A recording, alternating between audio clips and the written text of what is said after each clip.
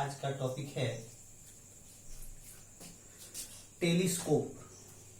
Telescope यानी कि दूरबीन।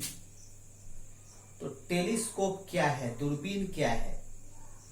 टेलीस्कोप एक ऐसा ऑप्टिकल इंस्ट्रूमेंट है जिसके द्वारा दूर स्थित वस्तु, डिस्टेंट ऑब्जेक्ट का बड़ा इमेज हम लोग देखते हैं।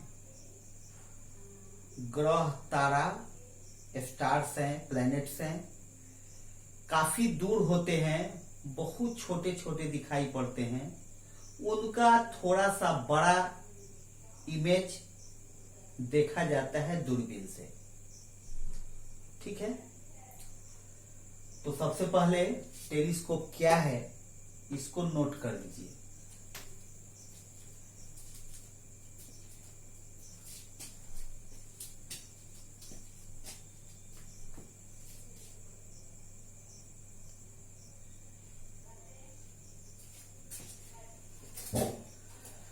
अब हम लोग जानेंगे टेलीस्कोप में के कंस्ट्रक्शन के बारे में, टेलीस्कोप के बनावट के बारे में। तो जैसा माइक्रोस्कोप में पढ़े हैं उसी तरह की व्यवस्था करीब करीब इसमें भी है। अंतर यही है कि टेलीस्कोप का जो ऑब्जेक्टिव लेंस होता है वह बड़ा होता है। टेलीस्कोप का जो ऑब्जेक्टिव लेंस होता है वह बड़ा होता है और आईपीस जितना बड़ा माइक्रोस्कोप में था उतना ही बड़ा आईपीस इसमें भी रहता है, लेकिन इसमें आईपीस से बड़ा होता है ऑब्जेक्टिव लेंस। वस्तु की ओर जो लेंस है उसको ऑब्जेक्टिव लेंस कहते हैं। आंख की ओर जो लेंस है उसको आईपीस कहते हैं। ये रही आपकी आंख जिससे आप लोग देखिएगा दूरबीन में। ये हो गया ऑब्जेक्टिव लेंस, ये हो गया आईपीस। उसी तरीके से दो कन्वेक्स लेंस दो सिलिंड्रिकल ट्यूब के एक एक सिरे पर जुड़े हुए हैं और दूसरा जो इंड है उस ट्यूब का वह दोनों एक दूसरे में खिसकाया जा सकता है। क्यों? So that the distance between objective and eyepiece can be adjusted. दोनों एक दूसरे में खिसकेगा ऐसे, ये बड़ा हो गया, ये छोटा हो गया, पतला हो गया, ऐसे खिसकेगा तो दोनों लेंस के बीच की दूरी क्या हो जाएगी? घटाई बढ़ाई जा सकती है। घटाना है तो थोड़ा अंदर कर देंगे, बढ़ाना है तो थोड़ा बाहर खींच देंगे। इस तरीके से इसका एडजस्टमेंट होता है, आवश्यकता अनुसार इसका एडजस्टमेंट होता है। और इसमें ऑब्जेक्टिव लेंस का फोकल लेंथ और साइज दोनों बड़ा होता है। साइज तो बड़ा है ही, फोकल लेंथ भी आईपीस के फोकल लेंथ से बड़ा होता है। तो आप लोग फिगर बनाइए, हम इसको नीचे इस बात को लिख देते हैं।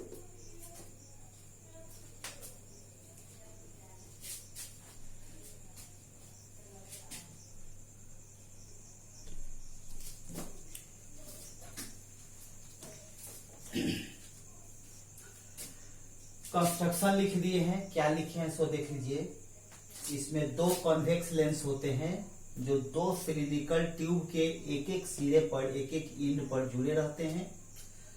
अनदर इंड जो है, दूसरा सिरा जो है एक दूसरे में खिसक सकता है ताकि सो दैट दोनों लेंस के बीच की दूरी को घटाया बढ़ाया जा सके। ठीक है, जो लेंस वस्तु की ओर स्थित है उसको ऑब्जेक्टिव लेंस कहते हैं। जो लेंस आंख की ओर स्थित है उसको आईपीस कहते हैं। और focal length of and size objective का आईपीस के फोकल लेंथ एंड साइज से बड़ा होता है। ठीक है, अब सवाल है कि उसमें छोटा बताया, इसमें बड़ा बता रहा है, तो बड़ा बताने का क्या कारण है, छोटा बताने का कारण बता चुके हैं। कंपाउंड माइक्रोस्कोप में ऑब्जेक्टिव का साइज छोटा होता है, ये कारण मैं बता चुका हूं। इसमें ऑब्जेक्टिव बड़ा क्यों है, तो क्या बताएं हम इसके बारे में। इसके द्वारा हम लोग दूर स्थित वस्तु को देखते हैं। काफी दूर से लाइट रे आ रही है वस्तु से टकराकर, काफी दूर से लाइट रे वस्तु से टकरा कर आ रही है, निश्चित रूप से जितना अधिक से अधिक अमाउंट ऑफ लाइट इंटर करेगा वह वस्तु उतना ही क्लियर दिखाई देगा, उतना ही शार्प दिखाई देगा। अगर कम अमाउंट इंटर करेगा लाइट का तो वह वस्तु स्पष्ट क्लियर नहीं दिखाई देगा। तो वह वस्तु क्लियर दिखाई दे इसलिए अधिक से अधिक लाइट इंटर करने की व्यवस्था की गई। क्या व्यवस्था की गई? तो ऑब्जेक्टिव लेंस का साइज बड़ा कर दिया गया। आई बस समझ, यही कारण है। अब इसको आप लोग नोट कर लीजिए।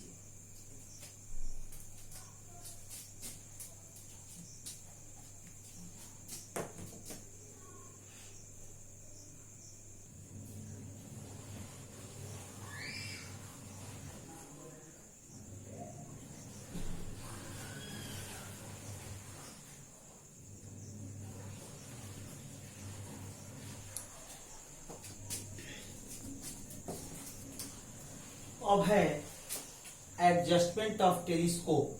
टेलीस्कोप का एडजस्टमेंट जो है किस प्रकार से किया जाता है? तो टेलीस्कोप का एडजस्टमेंट दो प्रकार से होता है। एक है नॉर्मल एडजस्टमेंट, सामान्य समायोजन जिसको कहते हैं। इसके द्वारा क्या करते हैं? इसके द्वारा हम लोग इनफाइनाइट डिस्टेंस पर कोई वस्तु है उसका इमेज इनफाइनाइट डिस्टेंस पर ही देखते हैं। जैसे स्टार को, प्लैनेट्स को अगर देखना है तो वह इनफाइनाइट डिस्टेंस पर स्थित है, बहुत छोटा है, उसका बड़ा इमेज हम लोग वहीं पर बना करके देख लेते हैं। ठीक है। दूसरा है adjustment for minimum distance for distinct vision, स्पष्ट दृष्टि की न्यूनतम दूरी के लिए समायोजन।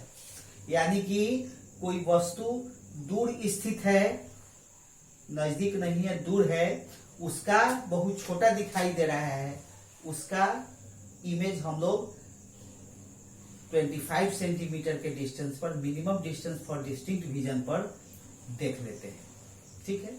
अब स्टार्स और प्लैनेट को अगर हम लोग 25 सेंटीमीटर पर दिखेंगे तो कितना भयानक दिखेगा तो सोच सकते हैं। ठीक है। इसलिए उसका इमेज हम लोग वहीं बना के देख लेते हैं। किसके द्वारा?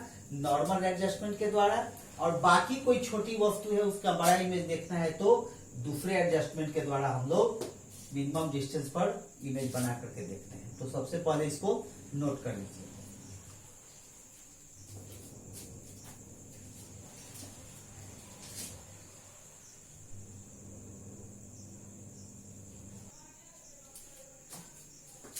अब नॉर्मल एडजस्टमेंट, तो अभी भी बताए नॉर्मल एडजस्टमेंट में क्या होता है? इनफाइनाइट डिस्टेंस पर कोई ऑब्जेक्ट है उसका इमेज हम लोग इनफाइनाइट डिस्टेंस पर ही देखते हैं। यानी कि कैसे होता है तो देख लीजिए, ये ऑब्जेक्टिव हो गया और ये आईपीस हो गया, ये आईपीस हो गया। इनफाइनाइट डिस्टेंस पर कोई वस्तु है उसका इमेज कहाँ बनता है? लेंस में आप लोग पढ़ चुके हैं, कॉन्वेक्स लेंस में आप लोग पढ़ चुके हैं कि इनफाइनाइट डिस्टेंस पर वस्तु का इमेज कहाँ बनता है? उस लेंस के फोकस पर बनता है। कहाँ बनता है? उस लेंस के फोकस पर बनता है। यह पॉइंट क्या हो जाएगा? यह पॉइंट हो जाएगा FO। यह डिस्टेंस क्या होगा? FO हो जाएगा। डिस्टेंस को हम लोग नीचे लिखते हैं। यह डिस्टेंस क्या हो जाएगा? FO हो जाएगा। FO means focal length of objective lens. FO means focal length of objective lens. ठीक है। From infinite, from infinite, infinite distance से लाइट रे आ रही है। ठीक है। फिर इमेज हमको इनफाइनाइट डिस्टेंस पर ही प्राप्त करना है। क्या होगा? इनफाइनाइट डिस्टेंस पर इमेज प्राप्त करने के लिए क्या करना पड़ता है? दोनों लेंसों के बीच की दूरी को एडजस्ट करके इस इमेज को, सपोज दैट इमेज AB है, इस इमेज AB को इस ऑब्जेक्टिव लेंस के फोकस पर लाया जाता है। हमको इसका यह इमेज ए बी जो है, जो ऑब्जेक्टिव से बना है, वह आईपीस के लिए किस तरह का व्यवहार करेगा? आईपीस के लिए वस्तु का व्यवहार करेगा। और आईपीस के द्वारा, नेत्रिका के द्वारा जो इमेज प्राप्त करना है हमको, कहाँ करना है? इनफाइनाइट डिस्टेंस पर प्राप्त करना है। इसलिए इस ऑब्जेक्ट को हमको कहाँ लाना पड़ेगा? दोनों लेंसों के बीच की दूरी को एडजस्ट करके आईपीस के फोकस पर लाना पड़ेगा। यानी यही पॉइंट जो है आईपीस का भी फोकस हो जाएगा। ये फोकल लेंथ हो गया आईपीस का। आई बात समझ में? फिर से सुनिए। सबसे पहले इनफाइनाइट डिस्टेंस पर ऑब्जेक्ट है, ऑब्जेक्टिव के द्वारा इमेज प्राप्त किया गया ए बी, कहां पर? ऑब्जेक्टिव के फोकस पर। यह इमेज ए बी जो है इस आईपीस के लिए ऑब्जेक्ट का काम करेगा और फाइनल इमेज कहां प्राप्त करना है? इनफाइनाइट डिस्टेंस पर। इसलिए इसको कहां लाना पड़ेगा? आईपीस के फोकस पर लाना पड़ेगा। यानी ऑब्जेक्टिव का फोकस और आईपीस का फोकस दोनों एक ही पॉइंट पर होगा। इस स्थिति में फिर हम लोग इमेज कहां प्राप्त करेंगे? तो इनफाइनाइट डिस्टेंस पर फाइनल इमेज हम लोग प्राप्त करेंगे। देख लीजिए ऐसे।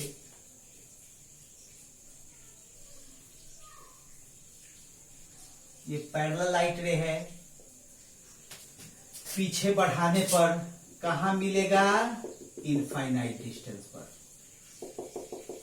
इनफाइनाइट डिस्टेंस पर मिलेगा। ठीक है, यहां से आप आंख लगा करके देख रहे हैं, ये रही आपकी आंख। समझ में आई बात? अब इस फिगर को पहले बना लीजिए।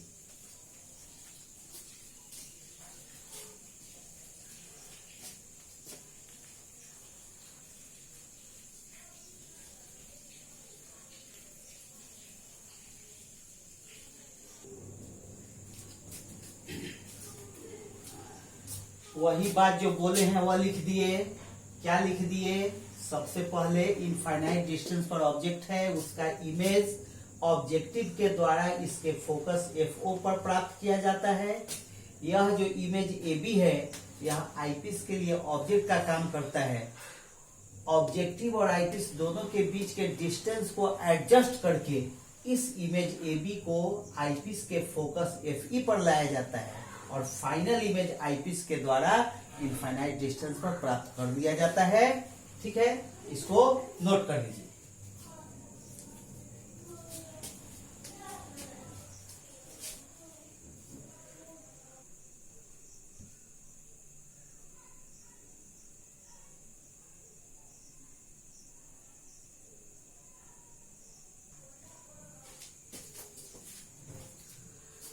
अब है मैग्नीफाइंग पावर। नॉर्मल एडजस्टमेंट के लिए मैग्नीफाइंग पावर। तो अगर ऑब्जेक्ट जो इनफाइनाइट डिस्टेंस पर है वह आंख पर अल्फा कोण बनाता है, इस डिस्टेंस को नेग्लिजिबल मान लिया गया है इनफाइनाइट डिस्टेंस के लिए। इनफाइनाइट डिस्टेंस के कंपेयर में यह जो डिस्टेंस है ऑब्जेक्टिव और आईपीस के बीच का, उसको नेग्लिजिबल मान लिया गया। तो मान लीजिए कि इनफाइनाइट डिस्टेंस पर ऑब्जेक्ट है, उसके द्वारा अल्फा एंगल बना और फाइनल इमेज जो इनफाइनाइट डिस्टेंस पर बना है उसके द्वारा बीटा एंगल बना। तब magnifying power M equal to क्या हो जाएगा? Beta by alpha. Beta by alpha किसके बराबर होगा? tan beta by tan alpha के बराबर होगा। क्यों होगा? इसलिए कि अल्फा और बीटा बहुत छोटा एंगल है, बहुत दूर स्थित वस्तु है, आंख पर बनने वाला एंगल क्या है? छोटा ही बनेगा। इसलिए बीटा बाई अल्फा को हम लोग tan beta by tan alpha लिख सकते हैं। पहले इसको नोट कर लीजिए।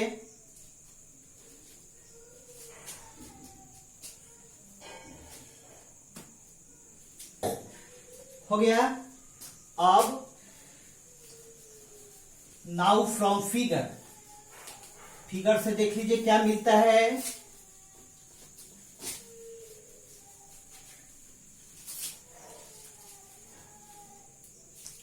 Now from figure, now from figure क्या मिलता है?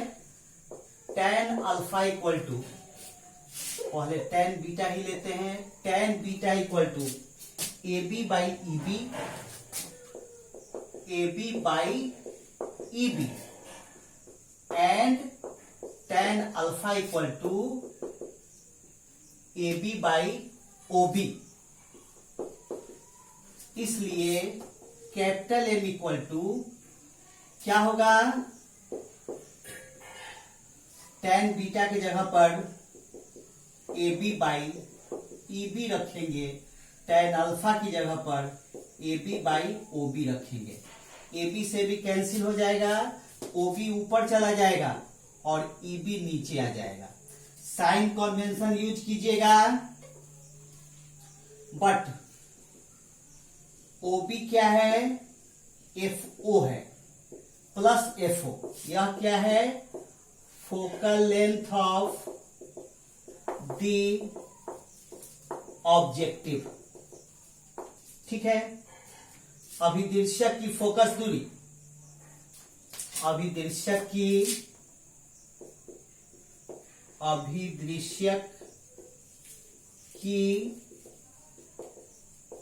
फोकस दूरी, और ईबी क्या है,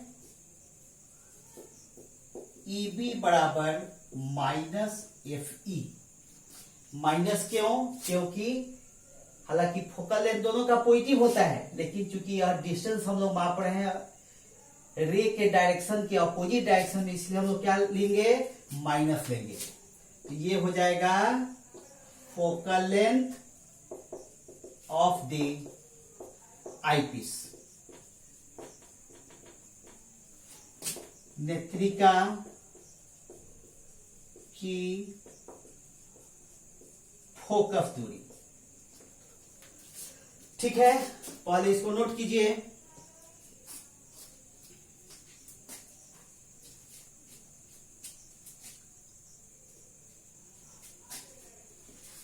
हो गया, इसलिए magnifying power capital M equal to क्या होगा, F O by F E. therefore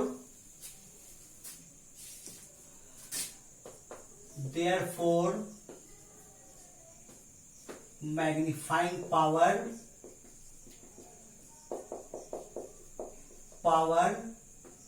यानी कि आवर्धन क्षमता कैपिटल एम बराबर F O by F E, ये हो जाएगा माइनस में, एक प्लस एक माइनस है तो फाइनल क्या होगा, माइनस में हो जाएगा। चलिए इसको नोट कर लीजिए।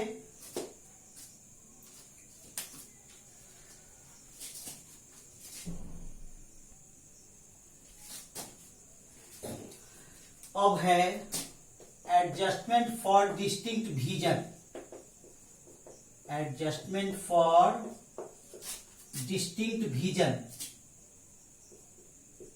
फॉर डिस्टिंक्ट विजन, स्पष्ट दूरी के लिए समायोजन, स्पष्ट दूरी के लिए समायोजन। इसमें कैसे इमेज बनता है देख लीजिए। मान लीजिए कि यह ऑब्जेक्टिव लेंस है, एक मिनट, ये ऑब्जेक्टिव लेंस है, इस ऑब्जेक्टिव लेंस से इनफाइनाइट डिस्टेंस पर जो ऑब्जेक्ट है उसका इमेज, बहुत दूर स्थित वस्तु का डिस्टेंस को इनफाइनाइट ही माना जाता है। इनफाइनाइट डिस्टेंस पर जो वस्तु है उसका इमेज इसके फोकस पर बनेगा। किसके फोकस पर? ऑब्जेक्टिव के फोकस पर बनेगा। ये ऑब्जेक्टिव के फोकस पर बन गया, ठीक है। फ्रॉम इंफिनिटी ये ऑब्जेक्टिव के फोकस पर बन गया, FO, ठीक है। अब हमको BA कर देते हैं। अब इसका इमेज हमको प्राप्त करना है। Minimum distance for distinct vision capital D पर स्पष्ट दृष्टि की न्यूनतम दूरी 25 सेंटीमीटर की दूरी पर 25 सेंटीमीटर के डिस्टेंस पर क्या करेंगे? इस ऑब्जेक्टिव और आईपीस के बीच के डिस्टेंस को एडजस्ट करेंगे, एडजस्ट करके इसको इसके फोकस के अंदर लाएंगे, यानी एबी को इस आईपीस के फोकस के अंदर लाएंगे। सपोज दैट यह आईपीस का फोकस है, फोकस के अंदर लाएंगे और final image minimum distance for distinct vision पर प्राप्त करेंगे। किस तरीके से आप खुद देख लीजिए। ये जितना डिस्टेंस पर इधर एफी उतना ही डिस्टेंस पर इधर एफी, ऐसे फिर ऐसे डाइवर्ज हो रहा है दोनों लाइट रे, पीछे बढ़ाने पर जहां मिलेगा वहीं पर फाइनल इमेज बनेगा। तो खुद देख लीजिए कहां फाइनल इमेज बन रहा है, खुद देखिए कहां फाइनल इमेज बन रहा है। थोड़ा सा और आगे बढ़ेगा, थोड़ा सा और आगे बढ़ेगा, यहां पर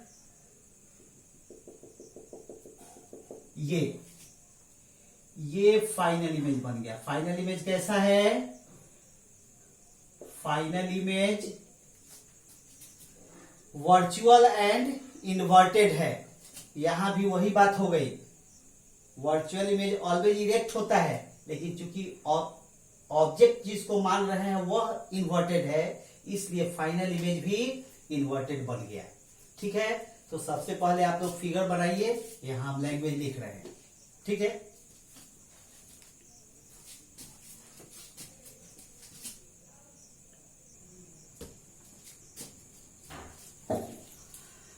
जो बोले हैं वह लिख दिए, इसको नोट कर लीजिए। यहां से यहां तक का डिस्टेंस F0 हो गया,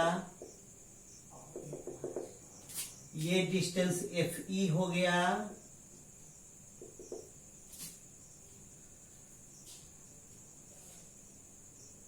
ये डिस्टेंस VO हो गया, ये डिस्टेंस UE हो गया। हालांकि ये सब नीचे लिखना था, चलिए पहले इसको नोट कर लीजिए, आगे कैलकुलेशन में इसको हम लिखेंगे। सब डिस्टेंस को नीचे ही शो करना है, इसको पहले नोट कर लीजिए।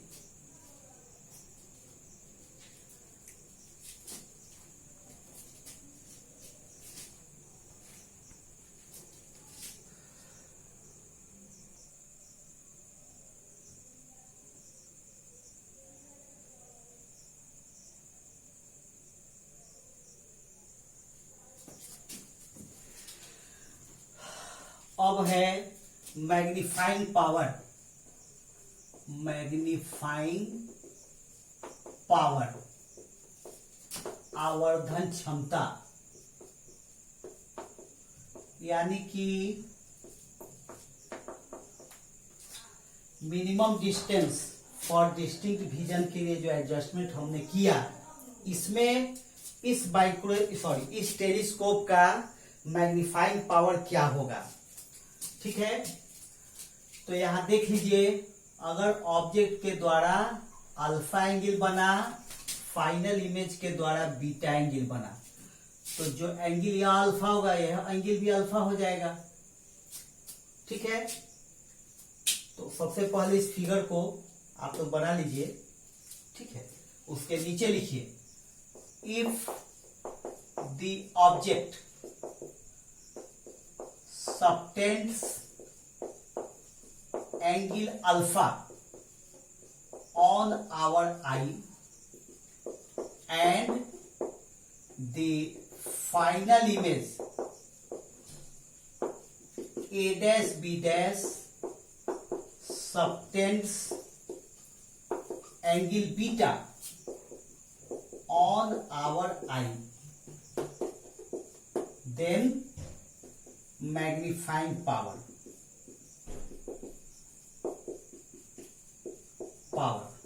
ऑफ द टेलीस्कोप क्या होगा? Capital M equal to beta by alpha. यही शुरू से बता रहे हैं, यह बीटा बाई अल्फा किसके बराबर होगा? tan beta by tan alpha क्यों? क्योंकि यहां भी since alpha and beta are small angle, ये जंक्शन है, इसको मानकर चलना है। ठीक है, तो सबसे पहले इसको आप लोग नोट कर लीजिए। ठीक है, इसमें डिस्टेंस देख लीजिए क्या होगा, यहां से यहां तक FO हो जाएगा, यहां से यहां तक क्या हो जाएगा, FO हो जाएगा, जो VO के बराबर है। किसके बराबर है? VO के बराबर है।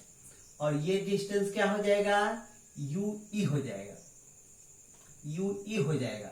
और ये डिस्टेंस क्या है, FE है। ठीक है, FE की आवश्यकता हम लोग को नहीं पड़ेगी। ठीक है, ये डिस्टेंस FE मानिए इधर बाहर। ठीक है, फिगर में इसको बना लीजिए, इसको नोट कर लीजिए।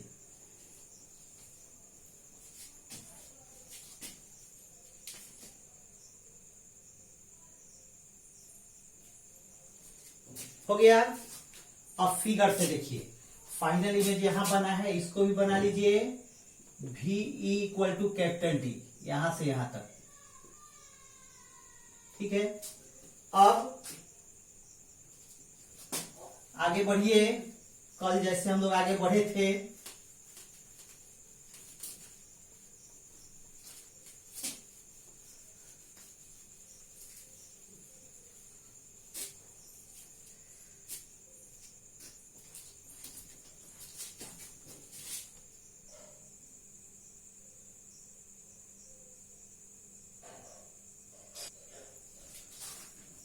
कल कैसे आगे बढ़े थे हम लोग, नाउ फ्रॉम फिगर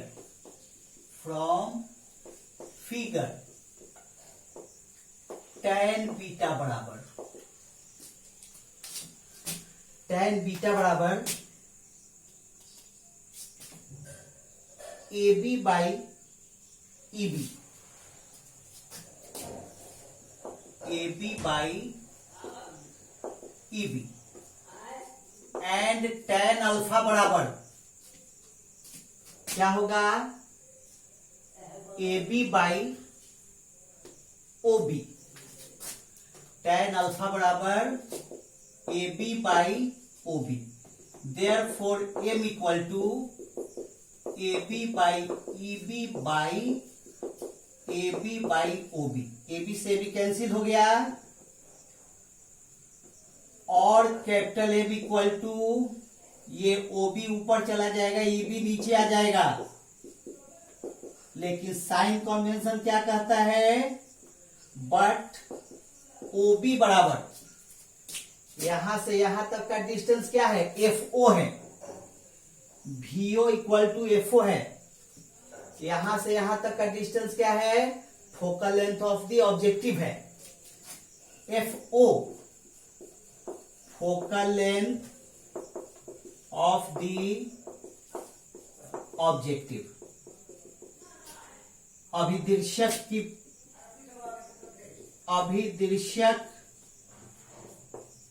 फोकस दूरी, अभिदृश्यक की फोकस दूरी। और EB क्या है, EB जो है नेत्रिका के लिए वस्तु दूरी। EB क्या है, नेत्रिका के लिए वस्तु दूरी जो नेगेटिव है। ऑब्जेक्ट डिस्टेंस फॉर आईपीस,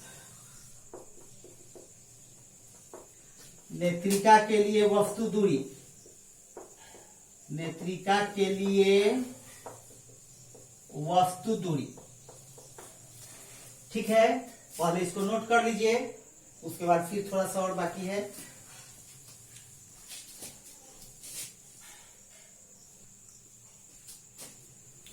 हो गया, नोट कर लिए। अब आगे बढ़िए फिर। Therefore M equal to FO by UE। FO positive है, UE नेगेटिव है, इसलिए फाइनल क्या होगा, नेगेटिव हो जाएगा। ठीक है, नाउ फॉर आईपीस नेत्रिका के लिए, नेत्रिका के लिए क्या formula, 1/VE minus 1/UE equal to 1/FE। VE क्या है, VE क्या है, D के बराबर है, जो डिस्टेंस नेगेटिव है। इधर से डिस्टेंस क्या मापेंगे, आईपीस के लिए यह डिस्टेंस क्या हो जाएगा, नेगेटिव हो जाएगा। क्यों नेगेटिव हो जाएगा, इसलिए कि लाइट रे लेफ्ट टू राइट जा रही है, हम डिस्टेंस माप रहे हैं राइट टू लेफ्ट, इसलिए यह डिस्टेंस क्या होगा, नेगेटिव होगा। Minus D minus 1/-UE equal to 1/FE। Focal length always positive होता है। अब क्या होगा,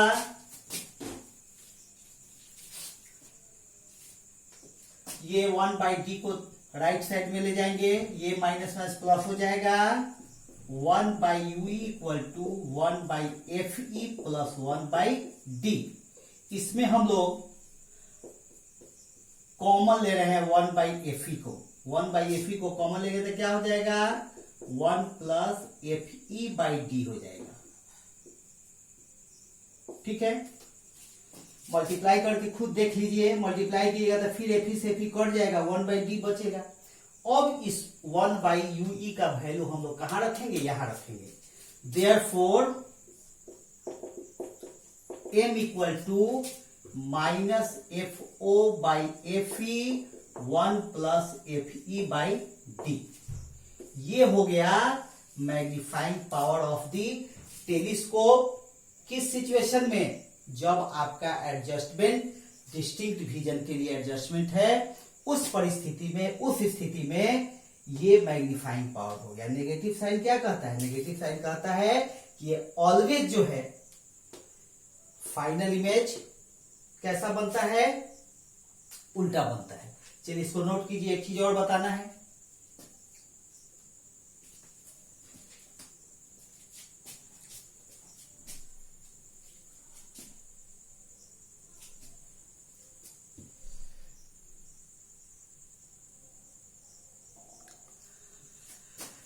हाँ, अब बता रहे हैं length of the telescope.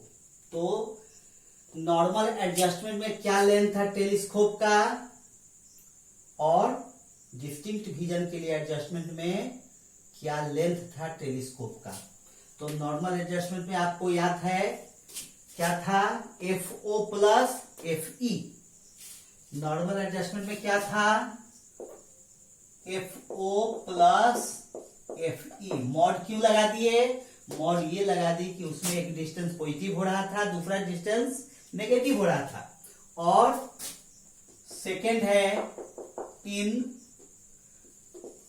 Adjustment for distinct vision, distinct vision.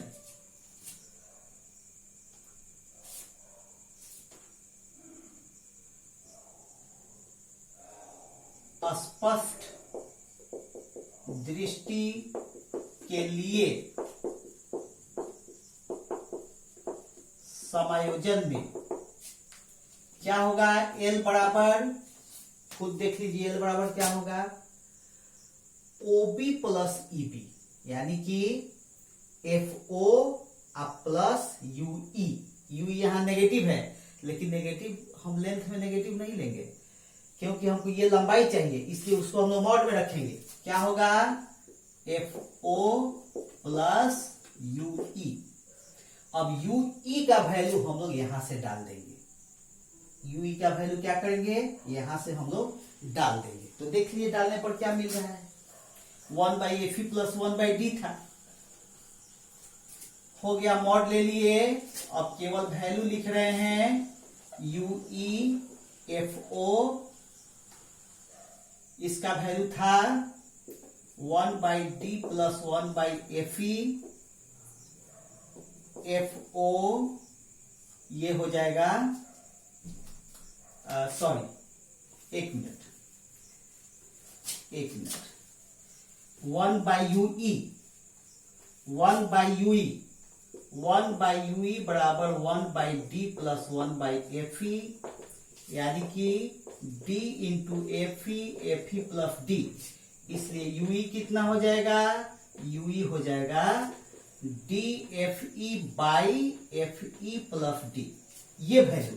तो ये वैल्यू हम लोग यहां पर रखेंगे, क्या रखेंगे, D F E by F E plus D. ये लेंथ हो गया टेलीस्कोप का, किस केस में, जब आप एडजस्टमेंट किए थे डिस्टिंक्ट विजन के लिए। इसको साइड में लिख लीजिएगा समझने के लिए। आई बात समझ में, यूई का वैल्यू इतना कैसे आया, तो इतना यूई का वैल्यू था तो 1 बाई यू इक्वल टू इतना हो गया था, यूई क्या हो जाएगा, D F E by F E plus D हो जाएगा। आज इतना ही, ठीक है। इसके बाद हम लोग कुछ न्यूमेरिकल बताएंगे, न्यूमेरिकल हम लोग पढ़ेंगे, लेकिन थ्योरी कंप्लीट हो जाएगा तभी न्यूमेरिकल आप लोगों को समझ में आएगा, ठीक है।